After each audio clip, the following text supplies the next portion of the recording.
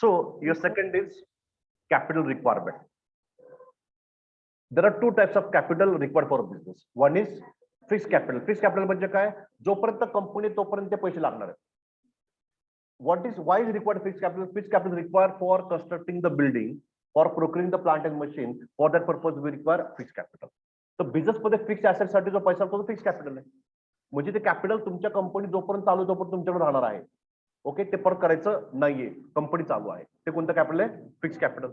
So fixed capital is a capital which is used for buying fixed assets, and it will be there for the long period of time. Next is what? Now factors affecting fixed capital requirement. आपल्या business मध्ये जे fixed capital किती लागते कशावर अवलंबून आहे? तुमचा business काय आहे? तुमचं मॅन्युफॅक्चरिंग आहे, सर्व्हिस सेक्टर मध्ये आहे का तुम्ही ट्रेडिंग बिझनेस मध्ये आहे, त्याच्यावरती अवलंबून आहे. तुमचा जर मॅन्युफॅक्चरिंग बिझनेस आहे, ती वस्तू बनवायला खूप वेळ लागतोय, तर तुम्हाला जास्त फिक्स्ड कॅपिटल लागेल. तुम्ही ट्रक्स बनवताय सपोज, तुम्हाला कॅपिटल जास्त लागणार आहे. कोणतं? Fix capital. कारण त्याला हेवी मशीन लागते, त्याला मशिनरी हेवी लागतात. एक लक्षामध्ये मग जेव्हा तुम्ही या ठिकाणी ऍसेट्स तयार करून विकताय, मशिनरी बनवून विकताय, तुम्हाला कॅपिटल जास्त लागणार आहे. कोणतं कॅपिटल? Fix capital. कोणतं कॅपिटल? फिक्स. जी वस्तू आपण लवकर बनवतो, रॉ मटेरियल फिनिश गुड्स मध्ये कन्व्हर्जन टाइम कमी आहे ना, त्याला फिक्स कॅपिटल कमी लागतं. किंवा तुमच्या या ठिकाणी खूप मोठ्या लेवलवर प्रोडक्शन आहे, मग फिक्स कॅपिटल जास्त लागणार आहे.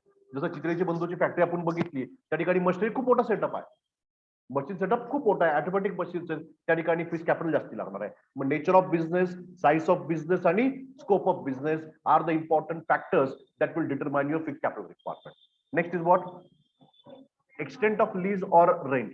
If the entrepreneur decides to acquire assets on lease or on rental basis, less amount of assets will be required.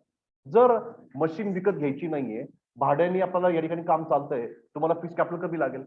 पण तुम्ही आता ठरवलंय की आपण स्वतःची ऍसेट घ्यायची, we want to buy the fix asset, fix machinery, then will require definitely huge amount. Yes और no? One second.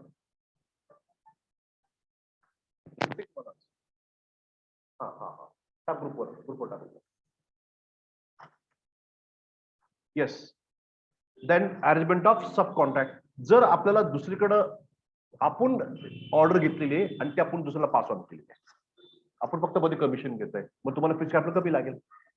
Okay, या ठिकाणी तुमच्याकडनं मी ऑर्डर घेतली कशाची? या ठिकाणी बुक्सची ऑर्डर घेतली, मी कॉलेजच्या काय घेतली, या ठिकाणी वायरची ऑर्डर घेतली, तुम्हाला मी वायर सप्लाय करत, ती ऑर्डर मी कोण देऊ टाकली? नवनीला देऊन टाकली, म्हणजे मला कॅपिटल कमी लागेल ना. So if I am subcontracting my business, I will require less fixed capital because I have given all the headache to the other person who is going to manufacture for that. Next, जर तुम्हाला जुने assets मिळत असतील कमी किमतीमध्ये, मग तुम्हाला कमी कॅपिटल लागेल. जर तुम्हाला नवीन मशीन्स घ्यावं लागत असेल, मग मात्र तुम्हाला जास्त कॅपिटल लागेल. So if in the market there are old machines are available, in that case with the less amount of capital, you can manage the business. But if then you need to buy new machinery, then you will require huge capital, that is fixed capital. Next. Yes, if you are able to procure assets from the market at a less rate, that again you will require less fixed capital. Next. Yes, जर भारताच्या बाहेर आपले जे काही पूर्ण जागतिक condition चांगली असेल तर मग आपल्याला कॅपिटल कमी लागतं. पण उद्या असं होणार आहे की maybe we are fighting with China. Suppose I am manufacturing N95 mask. माझं N95 मास्कचं मॅन्युफॅक्चरिंग, ती मशीन मी चायनावरून मागवली. कुठून मागवली? चायनावरून. आणि मला माझं प्रोडक्शन वाढवायचंय, आता प्रोडक्शन वाढवायचं म्हणजे मला तशीच मशीन घेतली म्हणजे मला फायदा होईल. कारण प्रत्येक मशीनचं रॉ मटेरियलची रिक्वायरमेंट काय असते? वेगळी असते. प्रत्येक मशीनला काय असते? रॉ मटेरियल वेगवेगळ्या पद्धतीने आपण या ठिकाणी मॅनेज करतो. जर मला या ठिकाणी N95 मास्कचं मॅन्युफॅक्चरिंग रॅम्पअप करायचं आहे, मला मशीन नवीन लागणार आहे आणि आता इंडियाचे आणि चायनाचे संबंध चांगले नाहीयेत, तर मला कदाचित ती मशीन दुसऱ्या देशातनं इम्पोर्ट करावं लागेल आणि मे बी मला जास्ती प्राइस पे करावं लागेल. आता कळलंय का? So the situation in the world also affects by working capital requirement and fixed capital requirement. Next. तर इकॉनॉमीमध्ये काही ठिकाणी बूम पिरियड आहे, डाऊन पिरियड आहे, म्हणतो ना आपण तेजी मंदी, त्याप्रमाणे पण आपलं फिक्स्ड कॅपिटल रिक्वायरमेंट कमी जास्त होते. Next. Suppose I manufacturing jeans. So now in India what is it? इंडियामध्ये सध्या जे पॉप्युलेशन आहे ते युवा पिढी सगळ्यात जास्ती आहे. So I may require more quantity of the surplus demand means I am unable to cope up with the demand, and if I want to fulfill the demand, I have to manufacture more and more jeans, and for that I need a new machinery, I need an additional setup. So in that case I will require more fixed capital in that case. Next. Yes. So like what is consumer preference, लोकांची जी काही मागणी आहे, लोकांचं जे काही प्राधान्य आहे, त्याप्रमाणे मला माझं फिक्स कॅपिटल काय होणार, चेंज होणार आहे. Industries providing goods and services which are in the good demand will require large amount of fixed capital. For example, mobile manufacturers as well as mobile network providers. तर mobile network provider म्हणजे काय, मग या ठिकाणी जर आयडियाची मी एवढी मोठी, suppose idea मोबाईलचा आपण एक्झाम्पल घेतोय, त्यांनी खूप चांगली ऍड केली की एअरटेलनी ऍड केली की आमचं असं कुठंच नाही की नेटवर्क नाहीये, की तुम्ही सांगा आम्ही ती नेटवर्क चालू करू, अशी त्यांनी ऍड यूज केलेली आहे. आणि मग आपण पाहतो की बऱ्याच ग्रामीण भागामध्ये ती रेंज नाहीये, आणि करा तुम्ही एअरटेलला फोन, मग तिथे टॉवर इन्स्टॉल करावं लागेल. टॉवर इन्स्टॉल म्हणजे सोपी गोष्ट नाहीये, म्हणजे कॅपिटल लागेल. So if you are promising that you are going to deliver a very good service, or you're promising a good service to the customers, then you may have to need more capital so that you are fulfilling the requirement of the customer. Next. मग या ठिकाणी जर तुमचा computer जर या ठिकाणी automation मध्ये उतरला असेल तर तुम्हाला उतरावं लागेल. Again example of Chitale bakarwadi, I have seen the plant, त्यांचं पूर्ण ऑटोमॅटिक प्लांट आहे. ओके, जर काका हलवाईला चितळ्यांची जर स्पर्धा करायची असेल तर त्यांनाही त्यांच्याप्रमाणे सेटअप करावं लागेल, automatic, fully automatic. Because what happens is nowadays by dear students, quality चांगली असेल पण क्वांटिटी जर तुम्ही जास्त देऊ शकत नाही ना तर त्याला मिळत नाही. तुम्ही कुठल्या दुकानात जा, आजपर्यंत मला असं वाटत नाही कुठल्या दुकानात तुम्हाला भाकरवडी नाही असं स्टॉक नाही असं ऐकायला मिळालंय का? झाले कधी कुणी सांगा मला त्या ठिकाणी? No. Why? Because they have always a good stock with them. And why it is possible? Because they have a setup, good plant setup over there. They have continuously manufacturing goods over there. So that is one reason. जर तुम्हाला competition मध्ये टिकून राहायचं असेल किंवा competition कसं आहे त्याप्रमाणे तुमचं कॅपिटल किती लागेल त्याच्यावर अवलंबून. Next, what is working capital? आपल्या बिझनेस मध्ये रोजचा खर्च द्यावा लागतो. आपल्याला या ठिकाणी रॉ मटेरियलचं पेमेंट करायचंय, कामगारांचं पेमेंट करायचंय, लँड बिलचं पेमेंट करायचं आहे, तुमचा ऍडमिनचा खर्च आहे, कन्व्हेन्स, प्रिंटिंग स्टेशनरी, रोज खर्च आहे की नाही, त्याला कॅपिटल लागतं ताई. So the money required for day-to-day expenses is called as working capital. Is called as working capital. The amount, the capital which is required not on day-to-day business, like machines, your assets, building, is not required every day. It is required only once, like once for 10 or 15 years. That is fixed capital. So the money required for day-to-day expenses is called as working capital. Payment for wages, payment for rent, payment for interest, payment for expenses of sales, distribution, carriage inward, outward. यासाठी जो पैसा तो काय तुमचं खेळतं भांडवल आहे, working capital. Next, factors affecting working capital requirement. तर तुमच्या बिझनेस मध्ये वर्किंग कॅपिटल किती लागते, कशावर अवलंबून आहे, तर तुमचा बिझनेस काय स्वरूपाचा आहे. If you are requiring continuous raw material, you require continuous raw material, you require then huge working capital. ज्या कंपनीमध्ये रोज रॉ मटेरियल त्याचं मॅन्युफॅक्चरिंग करून बाहेर पडतंय त्याला काय वर्किंग कॅपिटल जास्त लागते. Let's talk about manufacturing of shirts. Shirt मॅन्युफॅक्चरिंगचं आपण एक एक्झाम्पल घेऊया. शर्ट मॅन्युफॅक्चरिंग मध्ये क्लॉथ, बटन, धागा, माणसं लागणार की नाही, म्हणजे वर्किंग कॅपिटल जास्त लागते या ठिकाणी. तर त्या ठिकाणी आपण जर पाहिलं तर एक मशीनवरती दिवसभरामध्ये 100 शर्टचं या ठिकाणी कटिंग आणि येऊ शकतं, स्टिचिंग होऊ शकतं. म्हणजे मशीन सेटअप कमी आहे पण रॉ मटेरियल जास्त लागते, रॉ मटेरियल जास्त लागते म्हणजे वर्क कॅपिटल जास्त लागते. So in some industries it depends upon the nature of product you are manufacturing. So if you are manufacturing consumable goods then it is what you will require a huge working capital for that. Next, size of business. छोटा business छोटा working capital, मोठा business then large size of working capital. Next, तुमचं cells volume जास्ती आहे तर तुम्हाला जास्ती working capital. का बरं, तर तुमचं सेल जास्ती म्हणजे तुमचं क्रेडिट सेल जास्ती आहे, तुमचं कलेक्शन लवकर होणार नाहीये म्हणजे तुम्हाला वर्किंग कॅपिटल जास्ती लागणार आहे. नेक्स्ट, जर रॉ मटेरियल कन्व्हर्जन करण्याचा जो पिरियड आहे फिनिश गुड्स मध्ये जो कमी असेल तुम्हाला कमी वर्किंग कॅपिटल लागेल. पण तुमचं जर ती रॉ मटेरियलची सायकल जी आहे मॅन्युफॅक्चरिंगची ती मोठी आहे तुम्हाला जास्ती वर्किंग कॅपिटल लागेल. सपोज तुम्ही या ठिकाणी मोठ्या टाक्या बनवून विकताय, कशाच्या, त्या बॉयलरच्या, दुधाचे बॉयलर्स किंवा कंपन्यांमध्ये ती टाकी बनवायला 4 महिने लागतात. किती महिने लागतात? 4 महिने. मग 4 महिने तुमचं काय झालं, रॉ मटेरियल ब्लॉक झालंय. जोपर्यंत ती टाकी पूर्ण होते तोपर्यंत तुम्हाला या ठिकाणी विकता येत नाही, पूर्ण पेमेंट मिळत नाहीये. So that is why Wien you have a long production cycle you will require huge working capital. Next, business cycle. प्रत्येक तेजीमध्ये inflation, deflation, when there is boom in the economy, sales will increase and then you require additional working capital. जर मार्केटमध्ये तुमच्या प्रोडक्टला demand आहे, लोकांकडे पैसे आहेत spend करायला, आणि जर डिमांड वाढत गेली तुम्हाला सप्लाय वाढवावा लागणार आहे. जर तुम्ही सप्लाय नाही केलं तर काय होईल, मग तुमची ऑर्डर काय होईल ती कस्टमर दुसऱ्यामध्ये शिफ्ट करून टाकेल. That is why you have to cope up with the increasing demand and supply. For that you require working capital. Next, आपण परचेस करतोय कॅशवर आणि माल विकतो उधारीवरती, जास्ती वर्किंग कॅपिटल लागेल. उलट करा, क्रेडिट वरती माल परचेस करा आणि कॅश वरती माल सेल करा, तुम्हाला वर्किंग कॅपिटल खूपच कमी लागेल. पण असं होत नाही. Okay, so if you are selling goods on credit, but then the period of credit on sales and the period of credit on purchase should match together. तर तुमचं वर्क कॅपिटल या ठिकाणी धक्का पोहोचणार नाही. 30 दिवस इकडं 30 दिवस इकडं, म्हणजे काय होईल, ते सायकल बरोबर मॅच होईल. नेक्स्ट, सेम क्रेडिटवर किती माल विकायचा आहे, आपला टोटल जो सेल आहे त्याच्या 80% 20% किती क्रेडिटवर माल विकायचा आहे हे फायनल करा, म्हणजे तुमचा वर्क कॅपिटल त्याप्रमाणे चेंज होईल. बॅड डेट्स वगैरे, तुमच्या कंपनीचं ग्रोथ एक्सपान्शनचं प्लॅनिंग आहे, तुम्हाला वर्क कॅपिटल जास्त लागेल. हे सगळ्यात महत्वाचं आहे. तुमचे कंपनीचे finance manager, accounts manager, stores manager, inventory manager, production manager यांनी जर ते पूर्ण प्लॅनिंगनी काम केलं तर वर्क कॅपिटल कमी लागेल. तो प्रोडक्शन मॅनेजर होऊ द्या प्रोडक्शन, अरे ऑर्डर कुठे आहेत, ऑर्डर मॅन्युफॅक्चरिंग करा ना तुम्ही. हा लक्षामध्ये मार्केटिंगच्या माणसांनी काय केलं पाहिजे, जे प्रोडक्शन तयार आहे ते विकलं गेलं पाहिजे. अकाउंट डिपार्टमेंट काय केलं पाहिजे, ते जे माल विकत त्याचं कलेक्शन करायला पाहिजे वेळेवरती. म्हणजे सगळ्या डिपार्टमेंटचं जर एफर्ट चांगले झाले तर तुम्हाला वर्क कॅपिटल कमी लागेल. ते depends upon the market situation, about the loans and everything. Next काय, कॅपिटल स्ट्रक्चर मध्ये काय काय येतं मग.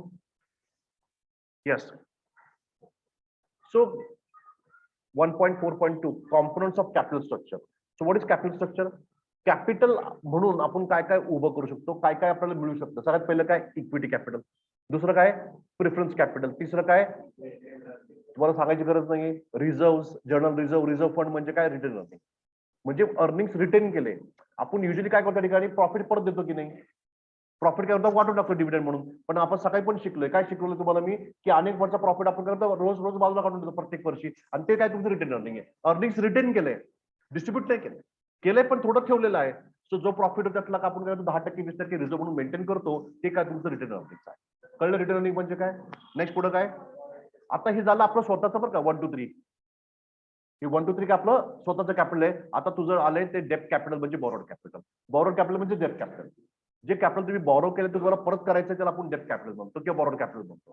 पहिलं काय तुमचं डिबेंचर. म्हणजे काय, तर डिबेंचर म्हणजे एक सर्टिफिकेट आहे ज्या माध्यमातून तुम्ही लोकांना सांगताय, अनेक लोकांना, की आम्ही तुमच्याकडे पैसे घेतलेले आहेत, तुमचं कर्ज आमच्याकडे आहे, त्यासाठी आम्ही तुम्हाला 10% 12% वर्षाला व्याज देऊ, 5 वर्ष तुम्हाला पैसे परत करू.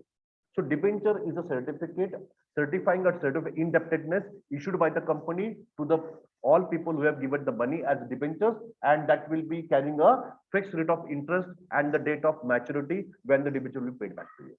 So debenture काय आहे, एक सर्टिफिकेट आहे ज्यावरती कंपनीने घोषणा केलेली आहे की तुमचे पैसे आमच्याकडे आहेत कर्ज म्हणून, आणि यावरती आम्ही तुम्हाला वर्षाला 10% व्याज देऊ आणि 5 वर्ष तुम्हाला तुमचे पैसे परत करून टाकू. That is called as debenture. मग आता डिबेंचर टर्म लोन मध्ये फरक काय. डिबेंचर आपण काय करतो ठिकाणी अनेक वेगवेगळ्या लोकांकडनं पैसे गोळा करतो. टर्म लोन फक्त आयसीआयसीआय बँकेकडनं, एलआयसी कडनं, केसीकॉम कडनं.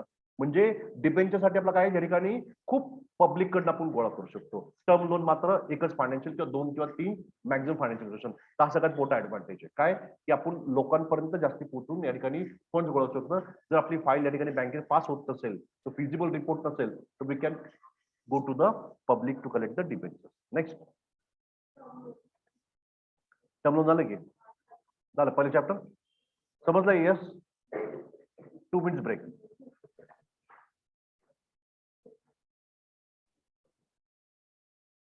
Yes, second chapter is sources of finance. If you see on page number 14, they've given a chart that we have 2 types of main capital.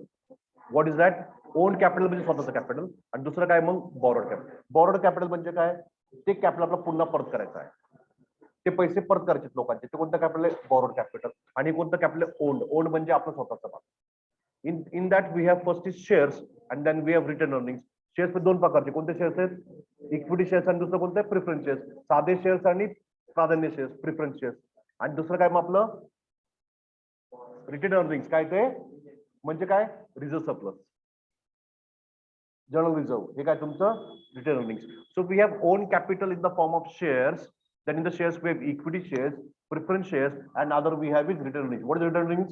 Reserve fund and surplus. Leave it the reserve fund and general reserve. झोपू नको, आली झोप. Next is what borrowed capital. Borrowed कॅपिटलचं काय काय आपलं options काय सांगा. पहिला का ऑप्शन आहे डिबेंचर. नंतर व्हॉट इज पब्लिक डिपॉझिट लगेच बघूया. शेअर्स, हा शेअर्सचं बघूया आपण. Take page number 15. Features of shares. पहिलं काय मिनिंग. शेअर म्हणजे काय तुमच्या कॅपिटल सगळ्यात छोटा भाग म्हणजे काय शेअर. पूर्ण कॅपिटलचं स्मॉलेस्ट पार्ट म्हणजे काय तो शेअर आहे. Second ownership. The owner of share is the owner of the company. Is called as shareholder, is called as member. ज्या व्यक्तीकडे शेअर्स आहेत तो कोणी कंपनीचा एक मालक आहे, तो मेंबर आहे, शेअरहोल्डर आहे. नेक्स्ट, प्रत्येक शेअर्सला वेगळा नंबर आहे. 1 नंबर, 2 नंबर, 3 नंबर. माझ्याकडे 100 शेअर्स म्हणजे काय 0 1 to 100 माझ्याकडे. सपोज या ठिकाणी तुमच्याकडे किती आहेत 100, मग 101 ते 200 तुमच्याकडे आहेत. थोडे किती मग 201 ते 300, 301 ते 400, 401 ते 500, 501 ते 600. असं प्रत्येक शेअरचं काय डिस्ट्रीब्युशन नंबर आहे आणि कुणाकडे कोणतं शेअर कळतं. नेक्स्ट, तर टायटल म्हणजे तुम्ही मालक आहात ह्याचा पुरावा कशा काय आहे तो शेअर सर्टिफिकेट आहे. त्यावर तुमचं नाव आहे की तुम्ही शेअरहोल्डर आहात. तुमचे 100 शेअर्स आहेत. 100 शेअर्स 1 पासून तर 100 पर्यंत किंवा 301 पासून तर 400 पर्यंत. ठीक आहे.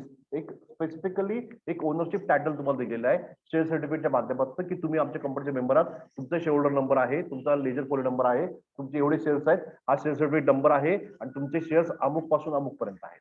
हे कागदावर लिहून दिले. हे काय तुमचं share certificate ownership of title. Next, value of, हा मग या ठिकाणी किती प्रकारचे व्हॅल्यू आहेत. फेस व्हॅल्यू आणि इश्यू प्राइस. ज्या अमाऊंटवर डिव्हिडंड मिळतं त्याला आपण फेस व्हॅल्यू म्हणतो. मी थोडं वेगळं शिकवलंय. काय सांगितलंय, ज्या अमाऊंटवर तुम्हाला डिव्हिडंड भेटतं ती फेस व्हॅल्यू. लक्षात काय सांगतो मी, ज्या अमाऊंटवर डिव्हिडंड मिळतं तुम्हाला ती फेस व्हॅल्यू असते. तुम्हाला मार्केट व्हॅल्यू प्रमाणे डिव्हिडंड भेटत नाही. शेअरची जी मार्केटला व्हॅल्यू त्याच्यावर डिव्हिडंड भेटत नाही तुम्हाला. त्याची फेस व्हॅल्यू त्यावर पण डिव्हिडंड भेटते. फेस व्हॅल्यू म्हणजे त्या सर्टिफिकेट वरती छापलेली जी किंमत आहे ती तुमची फेस व्हॅल्यू आहे. तर मार्केट व्हॅल्यू रोज चेंज होते. रोज थोडी देऊ शकतो मी share certificate. So the face value is the value at which the company has issued the shares to you and then later on it can be any charge. The value at which you receive dividend is also face value. Second काय value आहे, तर company जे shares issue केले ती कोणती price आहे, issue price आहे. ही at पार असेल म्हणजे 100ला 100 किंवा 10ला 10 किंवा मग प्रीमियम म्हणजे काय 100चा शेअर तुम्ही 110ला कंपनी विकलाय ते काय ऍट प्रीमियम. 100चा शेअर केवढा विकलाय 110ला म्हणजे काय ते ऍट प्रीमियम. लक्षात. आणि 100च्या 90ला विकलाय ऍट डिस्काउंट. फेस व्हॅल्यू किती 100, इश्यू प्राइस किती 90. याला आपण काय म्हणतो इश्यू ऍट डिस्काउंट. काय म्हणतो इश्यू ऍट डिस्काउंट. नेक्स्ट, आता हे झालं काय कंपनीचे फेस व्हॅल्यू ज्यावर आपण डिव्हिडंड देणार आहे आपण केवढा दिलाय. पण मार्केटमध्ये आपल्या कंपनीचं गुडविल, आपल्या कंपनीचं सेल, आपल्या कंपनीचा प्रॉफिट, आपल्या कंपनीचं फ्युचर काय होणार आहे त्यावर काय करणार आहे तुमच्या कंपनीचे शेअर्स ठरणार आहे. ते मार्केट व्हॅल्यू ठरणार आहे. आता मार्केटला कशावरती आहे डिमांड सप्लाय. कशावरती डिमांड सप्लाय. डिमांड का वाढणार आहे, जर तुमची कंपनी प्रॉफिट करते, नवीन प्रोडक्ट लॉन्च करणार आहे, नवीन व्हेंचर करणार आहे, जॉईंट व्हेंचर्स, तुम्ही भविष्यामध्ये बोनस शेअर देणार आहे, तर तुमच्या कंपनीचे काय होणार आहे डिमांड वाढणार आहे शेअरसाठी. मग डिमांड वाढली म्हणजे काही ठिकाणी कोणी विकणार नाही. कोणी विकणार आहे का नाही विकणार. कोण विकेल आपलं स्वतःचं नुकसान करून. मग त्यामुळे काय होईल त्याची किंमत वाढत जाते. आता कळलं का तुम्हाला. So why the share prices goes on increasing, if there is more demand definitely then the price will keep on increasing. And why there will be more demand? Because the company is doing good profit, the company has good customer database, the company has good future, they have got expansion programs, then the company will pay good dividend, and that is why it will have a good market price. कळलं का रे. Next, price, rights, अधिकार. So as a shareholder, the first right is for dividend. First right for dividend, and then other things like he can vote in the general meetings if it is equity share. जो equity share असेल त्याला त्या जी मेंबरची meeting आहे त्यामध्ये मतदान करण्याचा अधिकार आहे. तेवढंच नाही तर इक्विटी शेअरहोल्डरला तुमच्या कंपनीचे अकाउंट बुक तपासण्याचा पण अधिकार आहे. You can come and inspect your account book. तो कोणताही पर्चेस बुक मागेल, सेल बुक मागेल, तो त्याला अधिकार आहे. And you company can deny because is a member, is a owner of your company. Next, प्रॉफिटचा जो भाग आपण डिव्हिडंड म्हणून देतो तो काय इन्कम आहे कोणाला शेअरहोल्डरला. नेक्स्ट, हा शेअर आपण एक व्यक्ती तर दुसऱ्या व्यक्तीला आपण विकू शकतो. दुसरा नवीन व्यक्ती त्याच्या नावाने शेअर ट्रान्सफर करू शकतो. ते एक फीचर आहे कशाचं शेअरचा. Next, property of share holder. तर शेअर काही मुवेबल प्रॉपर्टी, काही मुवेबल म्हणजे काय शेअर सर्टिफिकेट घेऊन मी नाशिकला पण जाऊ शकतो आणि दिल्लीला पण जाऊ शकतो. नेक्स्ट, किती प्रकारचे 2. कोणते इक्विटी आणि प्रेफरन्स. इक्विटी विथ 2 प्रकारचे शेअर्स आहेत. कोणते 2 प्रकारचे, equity with voting right, equity with differential voting right. आणि इकडे काय मग प्रेफरन्स शेअर्स मध्ये किती प्रकार आहेत 8. कोणते कोणते आहेत. पहिलं क्युम्युलेटिव्ह म्हणजे काय, जर मागचे डिव्हिडंड दिलं नाही आणि आता आपण देतोय, जर मागचे डिव्हिडंड हे डिव्हिडंड मिळणार असेल तर कोणता शेअर येतो? Cumulative preference share. Non cumulative म्हणजे काय? मागचं जुनं डिव्हिडंड मिळणार नाही, या वर्षीचं मिळेल तुम्हाला, ते कोणता शेअर आहे? Non cumulative. नेक्स्ट, पार्टिसिपेटिव्ह म्हणजे काय? पहिलं डिव्हिडंड कोणाला मिळणार? प्रिफरन्सला मिळणार, म्हणून तो कोणाला मिळणार? इक्विटीला. जर इक्विटी देऊन डिव्हिडंड जर शिल्लक असेल अमाऊंट काही, तर परत कोणाला मिळेल या ठिकाणी? इक्विटीला, सॉरी प्रिफरन्स. ते कोणते शेअर्स आहेत? पार्टिसिपेटिंग. एकदा डिव्हिडंड मिळून पुन्हा डिव्हिडंड जर घेणार असेल तर प्रिफरन्स शेअर होल्डर, तो कोणता शेअर होल्डर आहे? मग पार्टिसिपेटिंग प्रिफरन्स शेअर होल्डर आहे. नेक्स्ट, म्हणजे त्याला एकदा डिव्हिडंड मिळेल, दुसऱ्यांदा डिव्हिडंड परत मिळणार नाही एकाच वर्षामध्ये. नेक्स्ट, जे शेअर्स प्रिफरन्स शेअर्स इक्विटीमध्ये कन्वर्ट होतील किंवा डिबेंचरमध्ये कन्वर्ट होतील ते कोणते शेअर्स आहेत? मग कन्व्हर्टेबल. जे शेअर्स कन्वर्ट होतात ते कोणते? Non convertible. नंतर काय? 5 वर्षांनी ते शेअरचे पैसे परत करायचे, ते कोणते शेअर्स? रिडीमेबल. जे पैसे परत करायचे नाही ते कोणते शेअर्स आहेत? इरिडीमेबल. नेक्स्ट, झालंय. इकडे शेअर्स शिकू का? शिकू इकडे शेअर्स फीचर्स घ्या. पहिलं काय? Permanent capital. तर हे सगळ्यात मोठा प्लस पॉइंट आहे. जोपर्यंत कंपनी आहे तोपर्यंत कॅपिटल कोणाकडे आहे? कंपनीकडे आहे. म्हणजे तुम्ही कंपनीचे लाईफ लॉंग मेंबर झाला, तुम्ही लाईफ लॉंग काय ओनर झालेत. म्हणजे हे सगळ्यात मोठा प्लस पॉइंट आहे इक्विटीचा. ते काय? Permanent capital. काय ते? Permanent capital. नेक्स्ट काय? Equity shareholders are the risk बिअरर्स.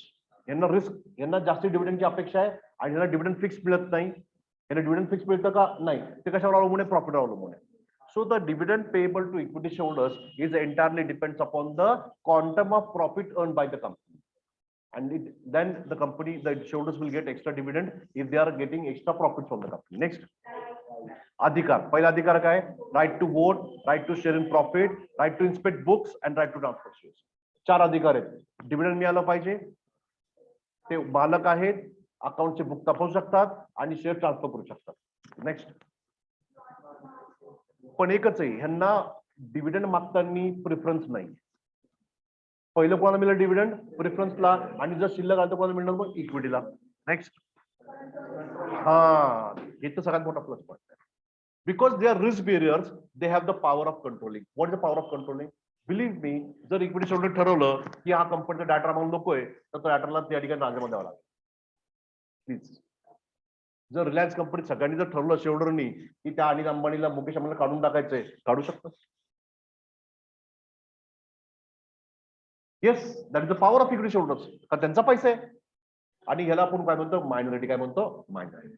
जर मायनॉरिटी शेअरहोल्डर्स या ठिकाणी जर अपील केलं तर कदाचित कंपनीच्या शेअरहोल्डरचा जो आहे पॅटर्न आहे तो चेंज होऊ शकतो, डायरेक्टर चेंज पण होऊ शकतो. पण ते व्हॅलिड असलं पाहिजे. काय असलं पाहिजे? व्हॅलिड. नेक्स्ट काय? हे सगळ्यात मोठा फॅक्टर आहे. जर प्रॉफिट झाला तर डिव्हिडंड मिळेल ना. नेक्स्ट, म्हणजे काय? शेवटचा क्लेमेंट आहे. म्हणजे कंपनी जेव्हा बंद होईल, पेमेंट द्यायचंय, पहिले थर्ड पार्टी, पहिले इन्कम टॅक्स, मग थर्ड पार्टी, बरोबर. नंतर मग तुम्हाला डिबेंचर द्यायचे, मग प्रिफरन्स द्या, आणि शेवटी जर आले तर मग इक्विटी घेऊ टाका. So when company is liquidated, we have to repay the amount. In repayment first will pay to whom? Income tax department. All the taxes, then you'll pay to the third party liabilities, then you'll pay to the debentures, then you'll pay to the equity shareholders. लक्षामध्ये preference नंतर equity, शेवटी कोण द्यायचं? थोडक्यात equity. आणि म्हणून त्याला काय नाव दिलंय? रेसिड्युअल. म्हणजे काय? शेवटचा क्लेमेंट. नेक्स्ट, म्हणजे या इक्विटीसाठी कुठलेही ऍसेट्स राखून ठेवलेले नाही. डिबेंचर मध्ये आहेत, लोन साठी आहेत, लोन अगेन्स्ट प्रॉपर्टी. म्हणजे काय? ती प्रॉपर्टी जर कंपनी लोन रिपे नाही केलं तर ती प्रॉपर्टी विकायची, ते पैसे कोणाला द्यायचे? त्या लोनवाला द्यायचे, त्या बँकेला टाकायचे. असं इक्विटीला काही चार्ज केलेला नाहीये. Next, what is bonus issue? जेव्हा कंपनीचं रिटर्न अर्निंग्स म्हणजे रिझर्व्ह सरप्लस, रिझर्व्ह फंड जास्ती आहे, ते कन्वर्ट करा कशामध्ये? शेअर्स मध्ये. म्हणजे ते फ्री ऑफ शेअर्स काय होतं? आपण या ठिकाणी इश्यू करतो कोणाला? एक्झिट शेअरहोल्डर्सला. जे आता शेअरहोल्डर आहेत, जर तुम्ही अनेक चांगला प्रॉफिट अनेक वर्ष कमवलेला आहे, त्यातला अमाऊंट तुम्ही बाजूला काढले कशामध्ये? रिझर्व्ह फंड मध्ये किंवा जनरल रिझर्व्ह मध्ये. ती अमाऊंट तुम्ही काय केलं? तर कन्वर्ट केली कशामध्ये? कॅपिटलमध्ये. म्हणजे तुम्ही शेअर्स इश्यू केले. कोणते? Bonus, free of cost. त्याला कुठलीही तुम्हाला शेअरहोल्डरकडनं पैसे घ्यायचे नाहीत, तरी द्यायचे नाहीत. कोणते शेअर्स आहेत? Bonus shares. नंतर ऑलरेडी शेअर्स आहेत, आता नवीन शेअरच्या माध्यमातून तुम्हाला कॅपिटल पाहिजे, तर ऑलरेडी जे शेअरहोल्डर त्यांना काय त्या ठिकाणी एक चान्स द्या, तुम्हाला अजून या ठिकाणी शेअर्स पाहिजेत का, आणि मग बाहेर पब्लिकला काय करतो? या ठिकाणी ऑफर द्या. सो राईट्स इश्यू काय आहे की पब्लिक एक्झिस्टिंग शेअरहोल्डरला पुन्हा सेकंड टाइम काय मिळणं? शेअर्स मिळण्याची शक्यता आहे. ते कोणता इश्यू आहे? Rights issue. नंतर तुम्हाला सांगितलं मी, फेस व्हॅल्यू म्हणजे ती व्हॅल्यू ज्याच्यामध्ये डिव्हिडंड भेटतो. ती किती असेल? ₹1, ₹10 किंवा ₹100. नंतर ते कशावर अवलंबून आहे? Demand supply forces. कशावरती? Demand supply. नेक्स्ट होऊ शकतं ना. Capital appreciation takes place when market value of shares increase in the share market. जर मार्केटमध्ये आपल्या शेअरची किंमत वाढत चालली असेल तर तुमचं कॅपिटल काय झालं? अप्रिशिएट. काय झालं? Very good. म्हणजे गुडविल. म्हणजे गुडविल. नेक्स्ट ते झालं आपलं. प्रिफरन्स काय फीचर पहिलं? तर प्रिफरन्स शेअरचा प्रिफरन्स शब्दच महत्वाचा आहे. त्यांना प्रिफरन्स दोन गोष्टीला आहे. डिव्हिडंडला पहिल्या लाईन मध्ये उभे राहणार आणि जेव्हा कंपनी बंद करू पैसे परत द्यायची वेळ येईल तेव्हा पहिलं कोण द्यायचं? प्रिफरन्स शेअरहोल्डरला, नंतर मग इक्विटी द्यायचे. Next yes fix return. त्यांना काय मिळतं त्या ठिकाणी? प्रिफरन्स शेअरहोल्डरचा डिव्हिडंड फिक्स आहे. इक्विटीचा फिक्स आहे का? नाही. कशावर अवलंबून आहे? प्रॉफिटवर. पण प्रिफरन्सचा डिव्हिडंड काय या ठिकाणी? फिक्स आहे. नंतर म्हणजे काय? हे परमनंट कॅपिटल का? नाही. रिड्युएबल प्रिफरन्स शेअर्स. कोणत्या शेअर्स? रिड्युएबल. म्हणजे काय? 5 वर्षांनी त्यांची शेअरहोल्ड घ्यायची, त्याला पैसे परत करून टाकायचे. म्हणजे परमनंट कॅपिटल होत नाही. नेक्स्ट अरे मार्केट व्हॅल्यू कसं काय बदलणार? याच्यावर डिव्हिडंड फिक्सच मिळणार आहे काय केलं तरी, आणि याला बोनसेस पण मिळत नाही.